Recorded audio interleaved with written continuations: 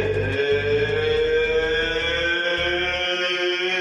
morning, Trumptopia.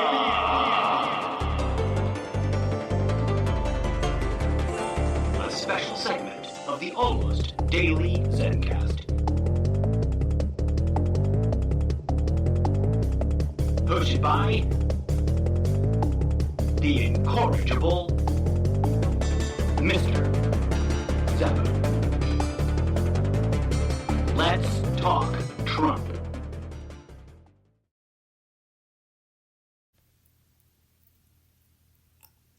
I have been trying to fashion the best possible statement.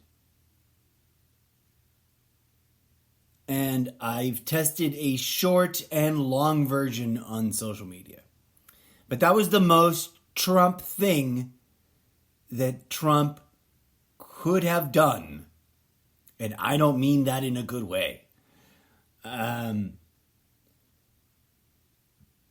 was so much hubbub coming from, not from Trump's own people, but from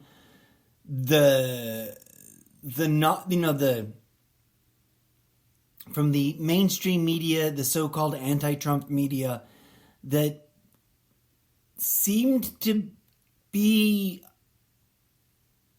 conveying as serious reporting, serious, like investigative, like we asked around, that people, even in Trump's innermost circle, were a little astonished at the quote-unquote new Trump.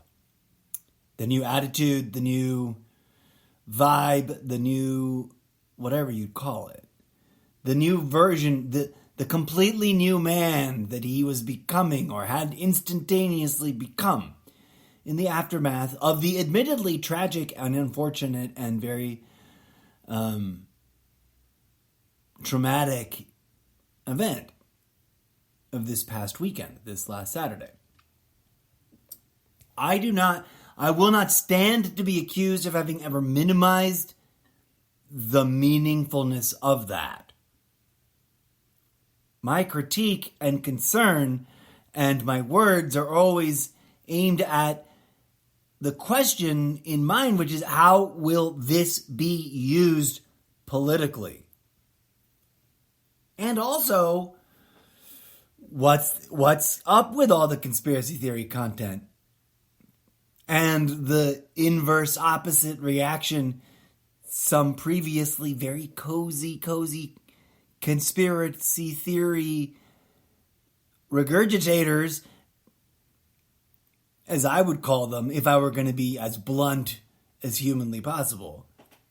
But how some of these people who are known to have been previously quite comfortable being at least conspiracy theory content adjacent are now speaking out against the cornucopia of, I think a good portion of it is, if I have not made it clear yet, in jest. I think there's a lot of people out there taking the piss out of the hardcore contingency of self-declared MAGA conspiracy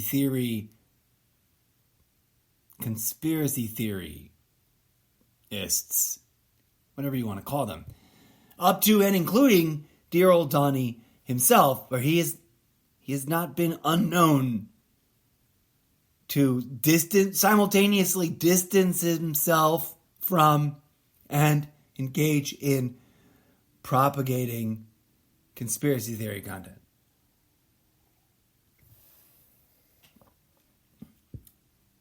And that's just, it's a remarkable place where we're at. I must say, in light of where I was at immediately before the speech, and I'm glad the timing just organically worked out on that. I couldn't have asked for better. Just straight to Donald Trump, and then I'm done.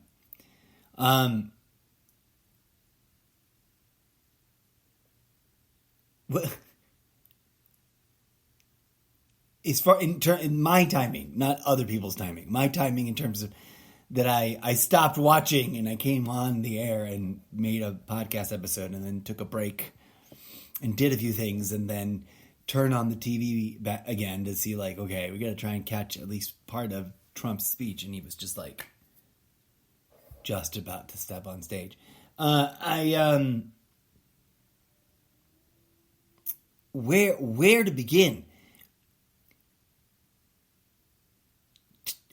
What he did, what he pulled off this week, and I doubt he did it entirely unto himself.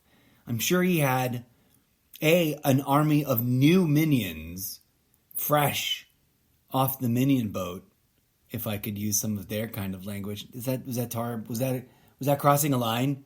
Was that insensitive to minions? What's the word I'm looking for? Was I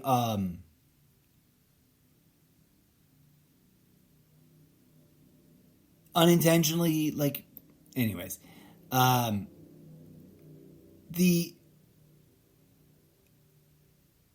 arc of the entire journey, which of course included the hubbub that they got MSN and others to talk about, you gotta applaud it.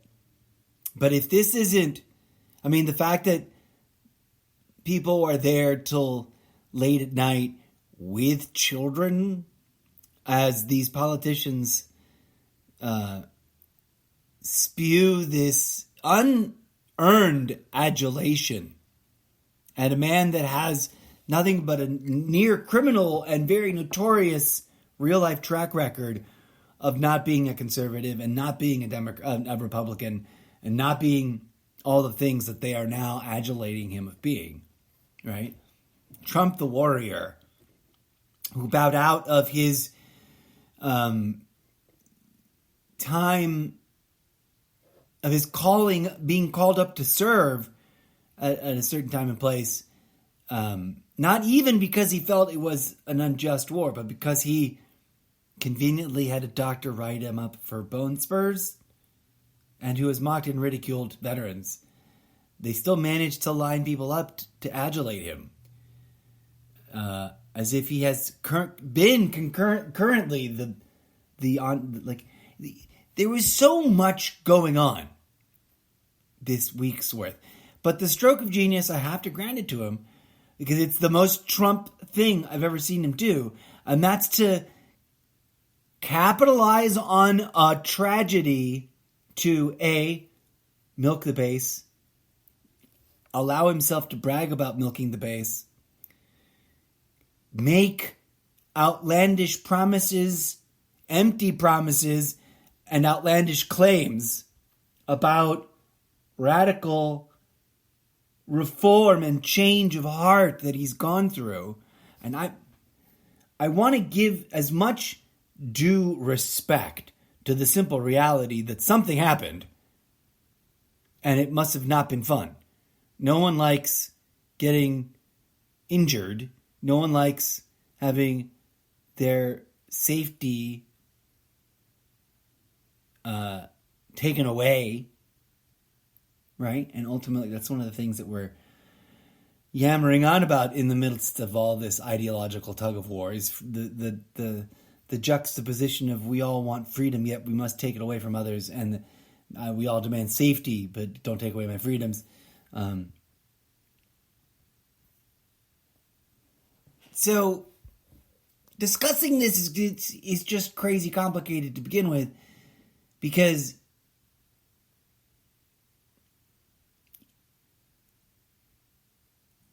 there are a growing number of doubters of you know, and like the lines being drawn, as I've already talked about in previous episode at too much length. It's bifurcating things in a bizarro, curious way, and it's so it's kind of frightening to watch him sit there smugly, enjoy whatever power and or source of, as I called it in the previous episode, source of gravitas that allowed him to line up his most vocal critics from within the party he has successfully taken over and get them to completely humiliate themselves in an act of adulating him and vowing their loyalty to him in the way that we've seen. And then for him to step up after having dangled this tease of remarkable personal change, he invariably, inevitably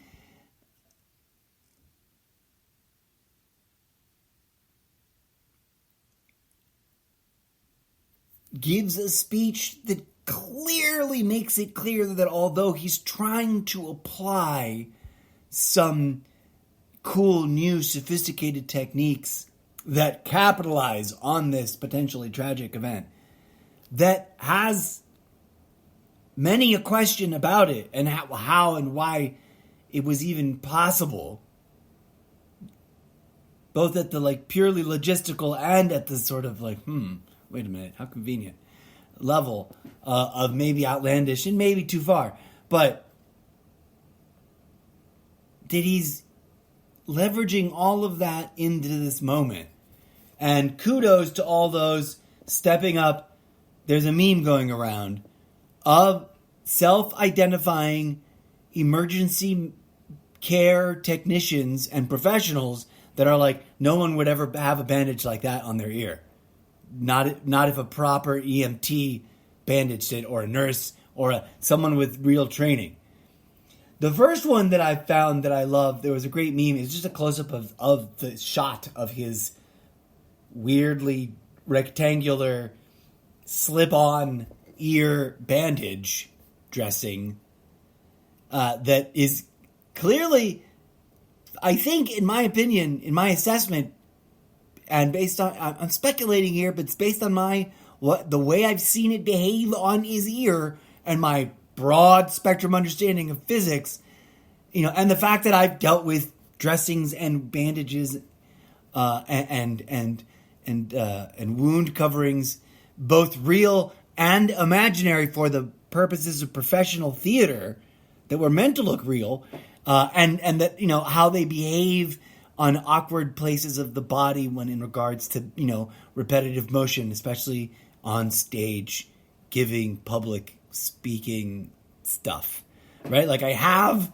tangible experience in that, and that looks like it could have potentially fallen and or been flung off his ear due to lack of being actually medically secured to his skin anywhere.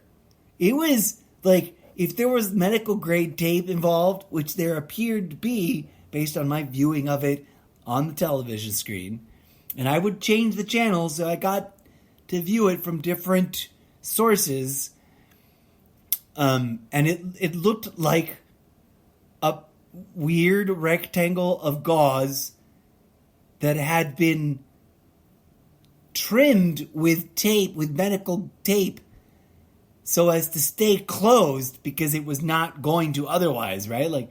The square would not stay a perfectly squared square. And then that was fit over the top of his ear like some kind of glove and not adhered with any kind of medical grade adhesive to his ear or his scalp or whatever, the jaw, whatever you call that part of the head that is immediately behind the ear. I'm sure it has a technical name. Mine is bumpy. Mine has like a strange skeletal formation. I don't know if everyone else has this. Then again, I am technically, by government designation, an alien. So maybe yours doesn't. But that's a pin on the corkboard.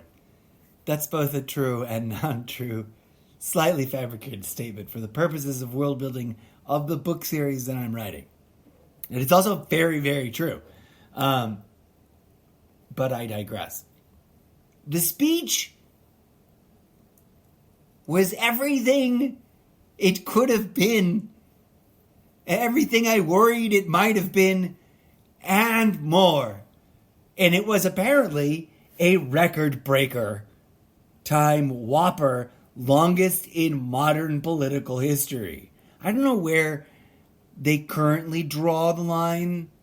I presume that the current, quote, modern, I would argue this would still properly be called postmodern, and that post-Trump would be the post-postmodern, the post-postmodern being post-Trump.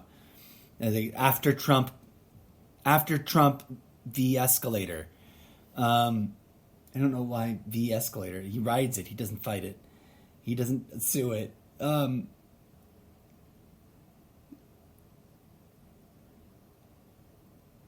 My favorite meme is a close-up of that, and you can see just how precariously perched this parchment thing, this gauze block is on his ear. And the sorry, I'm trying not to laugh. The caption says, "This doesn't look like a medical grade application, but rather like something the stage manager from and I forget what rural location I think Colorado, like a rural Colorado, amateur theater would create with the absence of any real medical knowledge." And I have to admit, I was trying to formulate my diss of it too. Like, that does not look real. That looks like what the Trump juniors think a real bandage should look like and isn't. And that was the closest I got to it, and I didn't use it. I didn't post it. I should have. Any self-respecting stand-up comedian and or public discourse commentarian of the world would have used it instantly right then, live on all the channels. But there we go. I used it in hindsight, in retrograde. I grandfathered it in. And of course now, the fact that it has grown during the course of this week in popularity to the point where I finally actually saw it there on the floor during the live coverage of people who do not need bandages on their ear wearing Donald Trump style, weird, awkward, and sometimes American flag painted or decorated, or in some other fashion there's a word I'm looking for, and I don't think I'm saying it at all correctly right. Bequeathed with the image of the American flag, which, by the way, is a violation of American Flag Protection Code. Any, especially commercial, but also amateur, reprinting of the flag or recreation of the flag or use of a flag as an article of clothing or fashion or picnickery or what is it? What are napkins part of? Cutlery. There's a word I'm not pulling up right. Tableclothery. It's all banned. But I'm not going to die on that soapbox. That's a silly soapbox. All them patriotic displays of American flags in non-flag form, up to and including grocery bags and toilet paper and underwear and boxer briefs and little tidy whitey flaggy tidies. If they're called mighty whiteys, tidy whiteys, they should be called tidy mighty whitey mighty tidy flaggies. Blah, blah, blah, blah. Anyways, DJ said is looking at me like, play the music and stop rambling and break it up. There's so many things to be called out about Trump's. I wish I had it in front of me. So I can be like, this is nonsense. That is a half-truth wrapped in a bunch of Trump-topian exaggeration. Like, one of the things, friends, every time they've ever said something about energy and or oil production and then gotten people to say drill, baby, drill, drill, baby, drill, what they are, the grand omission, the big giant oil-covered elephant in the room that's slowly dying of the oil toxic waste exposure, is that we are now and have literally been since just after Trump's departure from office, if memory serves, maybe just before, but I think just after, producing more oil than any other country in history. Full stop. Like in the production of commercial production of oil. In the history of the commercial, that's the sentence I'm trying to say. In the entire history of the commercial production and extraction of fossil fuels, these grand old United States of America are currently pumping and extracting, fracking and drilling, and capitalizing on more crude and more natural gas, and resultingly more commoditized energy, quote unquote, and exporting it than ever before. Itself or than any other nation. That includes, the ones which we were always so weakly and so terribly bad, woefully dependent on, the OPEC producers. Okay, and this has crept into being consistently year over year true as a growing trend since just after, or maybe just the tiniest bit before. Is it a Trump leftover policy that never went away? Maybe. I would need to do a little bit of investigation to get a clearer idea. But they don't care, even if it is, right? They're not bragging about it, which is interesting. Neither is, quite curiously, the Biden campaign and the Democrats. No one's talking about it except for the few journalists that have made it one of their hobby issues to bring up and be like, look at me, I'm reporting on this, and no one else is reporting on this. One of whom is the ever adorable and spunky Chris Matthews, who, like me, sometimes catches himself just yelling, not out of anger, but just out of theatrical volume is set too loud. Like I'm doing so right now. It boggles the mind, folks. And it's something that I was aware of, but then was reminded of during the course of my channel surfing.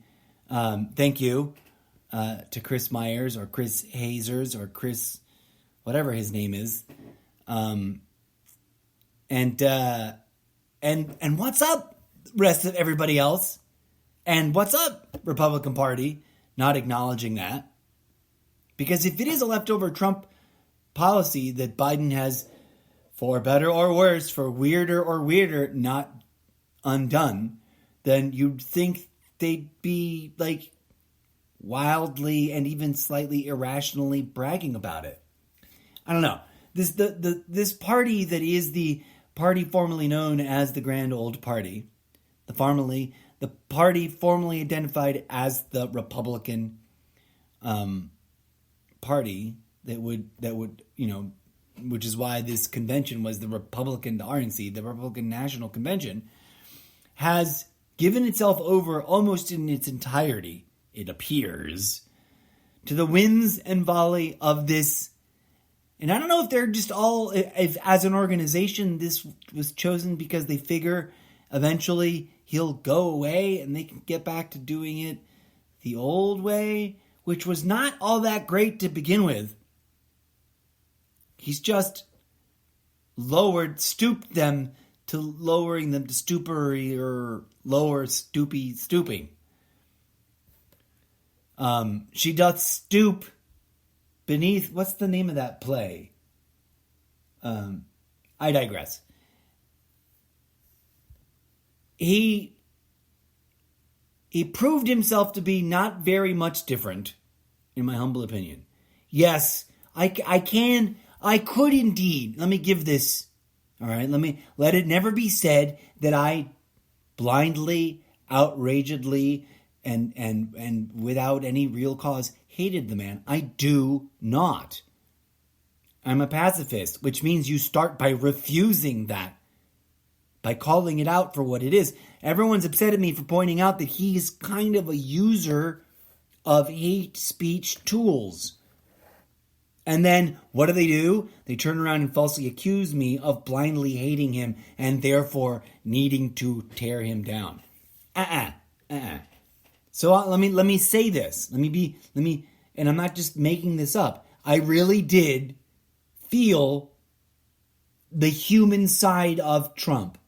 Especially during the still kind of cringy, awkward, absent-minded moments where presumably his or his running mates' kids/grandkids /nieces/nephews, because there was like a bunch of different kids cycled through for photo op time with him up in that booth, of kids sitting on his lap and or near him and around him. He was still smugly, weirdly, creepily grinning to himself a lot, which is, I think, him trying to avoid falling asleep. And he did fall asleep in the middle of his own progeny's speech giving. I've heard people claim he has fallen asleep up in that Caesar I'm Not a King booth every night of the convention. I cannot confirm that, but I see no evidence of it being denied either. The man is old, the man is sleepy, and a little, farty, stinky poopy pants, and just as ill-suited and old, for old sake, just like old, as poor old Biden is. That whole entire argument and debate has been the height of absurdity. And if they get the nomination, the most pointless part of any of the argument, because democracy be damned. Here's the irony of the whole thing, and it's exhausting. Both parties are making the stand that they are the true, honest, sincere, genuine, righteous, and virtuous defenders of little d democracy, of the whatever this thing is that this country is, that the American dream belongs with them under their protection and not the other guys. And I mean, the absurdly silly part is that that's always been by design. It's always been part of the wink, wink, nudge, nudge, it's a tug of war on a reality game TV show where it doesn't matter who wins the tug of war because the ultimate winners are not going to be decided by any of these feats of political contest. Okay? The teams are picked ahead of time. And it's, again, as with in prior elections, like with the whole, when the DNC put their thumb on the table and didn't let Bernie Sanders get the nomination, this whole thing now with the DNC trying to oust Sleepy Joe. What's his laser beam eyes name? Dark Brandon. Is that what that character is called? And it's hilarious to me that they're rolling with it, and that the DNC will have DNC official branded posters with laser beam Dark Brandon logos on them, from what I understand.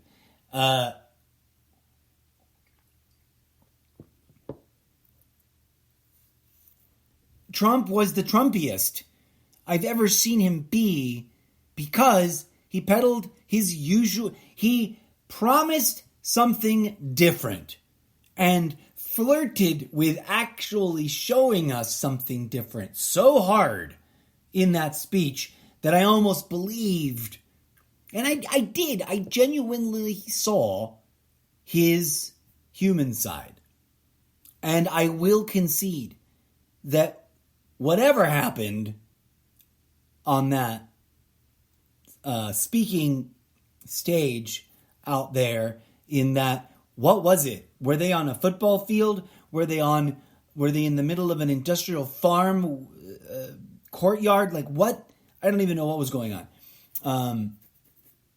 Was it a local county fairgrounds? Is that what it was? I'm not sure. But whatever happened this past weekend, and setting aside the reality that its authenticity, its truth, its veracity, its logistics, its plausibility, its deniability, its very existence will be argued and tossed around and denied and flipped inside out from here on out as part of American culture, hitherto and into an unforeseeable horizon in the future. Until, like Bigfoot, it kind of gets maybe temporarily forgotten until it gets brought back up again, right? And it starts to sputter out. It let us give all the benefit of the doubt to the truth being exactly what it is being reported on as, except for the part where it's all part of God's plan. That's a pale too far for me. That is a horizon too far to sail over in a leaky boat for me. That is a line too far to draw and then step on top of. Because I've always had a deep, gut-wrenching moral problem with God's plan always somehow mysteriously includes the suffering of certain tragic number of innocents over there that clearly do not deserve the horrific and often terribly morbid levels of suffering that they are forced to endure in this life. And then people like Donald Trump get wept over as being, quote, blessed specially by Christ himself because something happened that looked like a failed assassination attempt. Let's assume it was exactly as it is presented on CNN, that this 20-year-old happened to stumble upon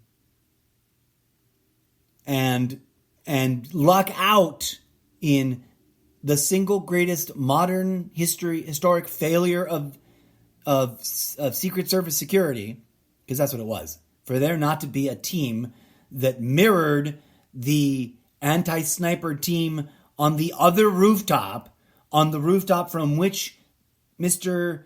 What did I decide to call him? His acronym, his initials, TMC. Like, it just makes, and I don't pretend to be an expert, but even I have a hard time believing that would be it, logistically what you'd call playing it by the numbers, playing it by the book, leaving that exposed, right? And the more news comes out about that whole scenario, the crazier it sounds.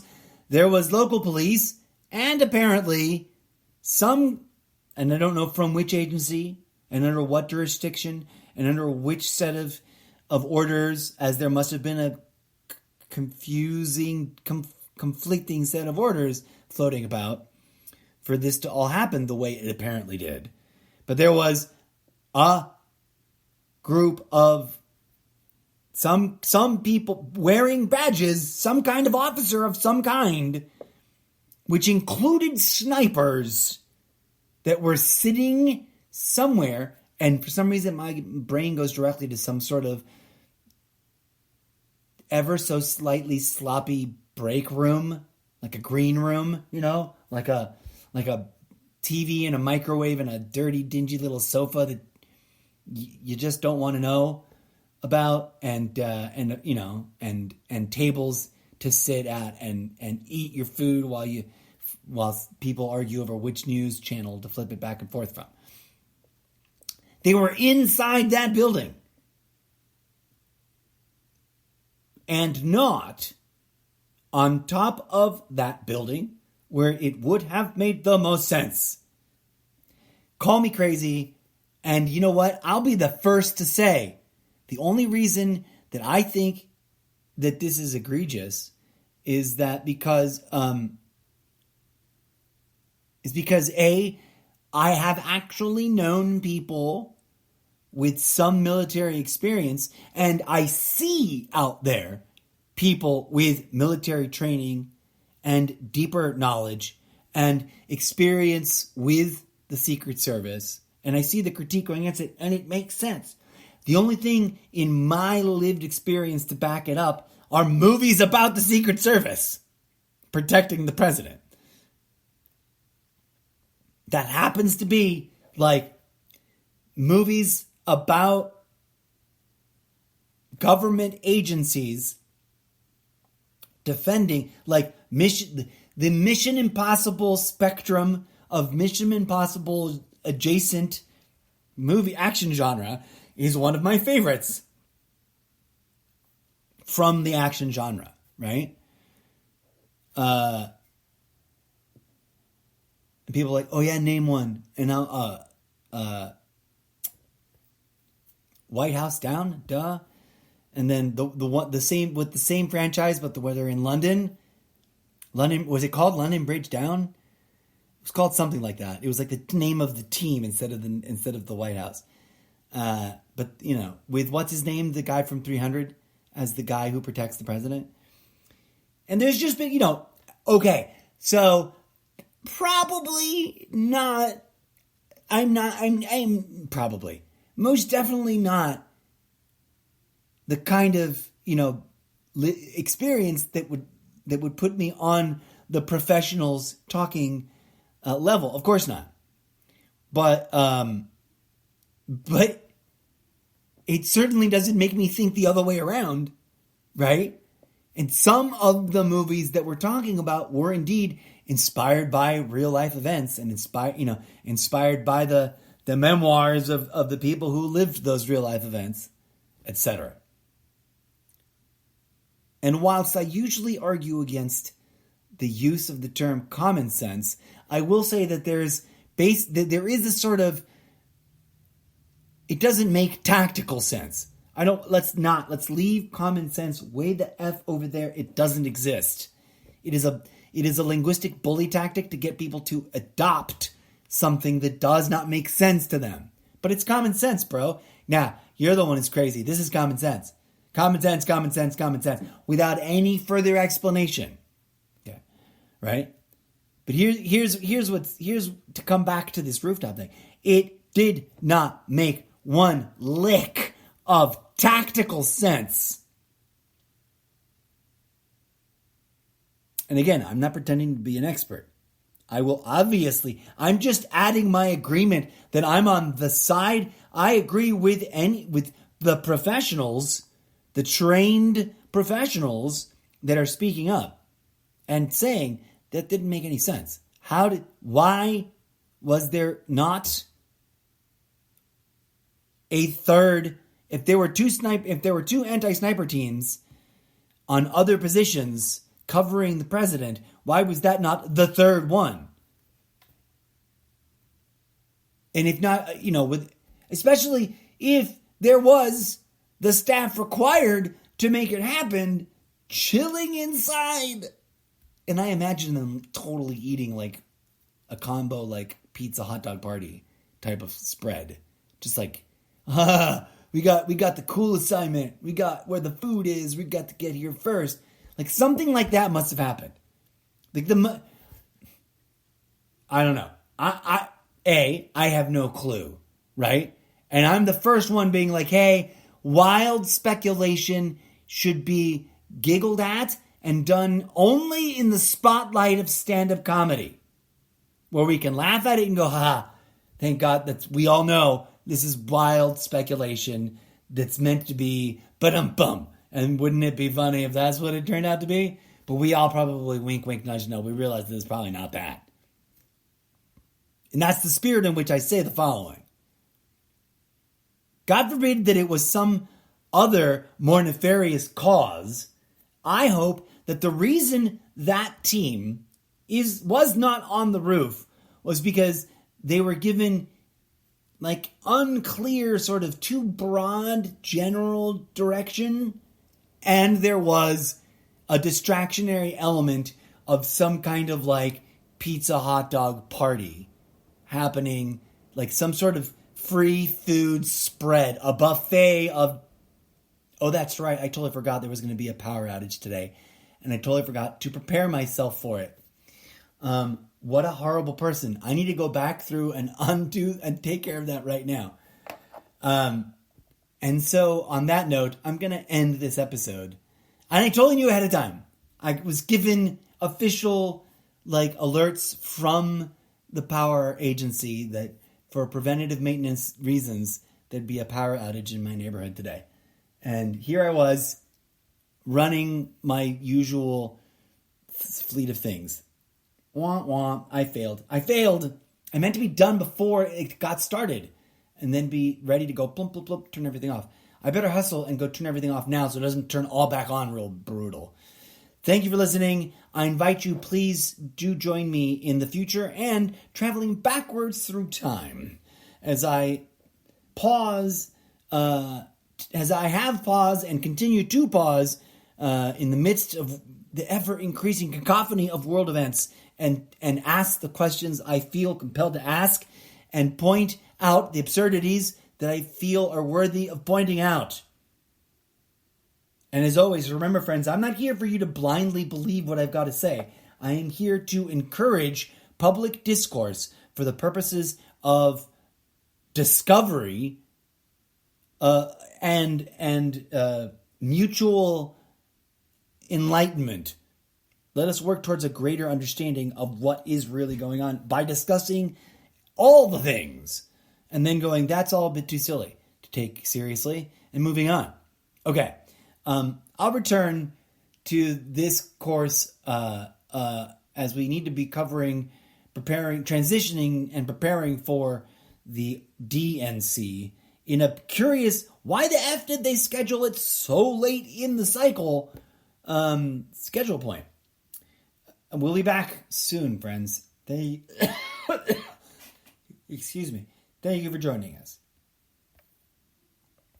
And as I drown in my own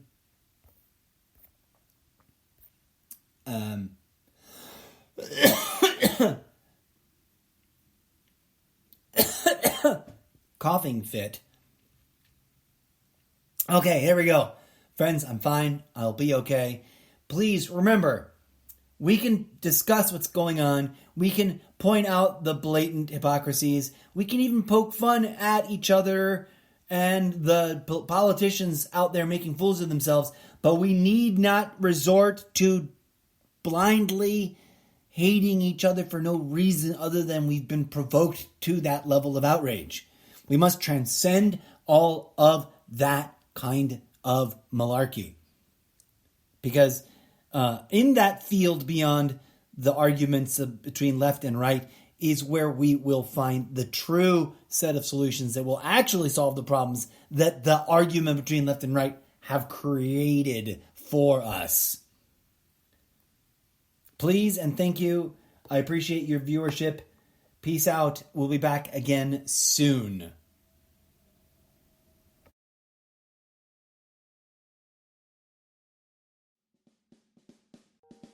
And that is what I've got to say about that. As always, thank you kindly for listening. This has been the Almost Daily Zencast with your humble humble host, the incorrigible Mr. Seppa.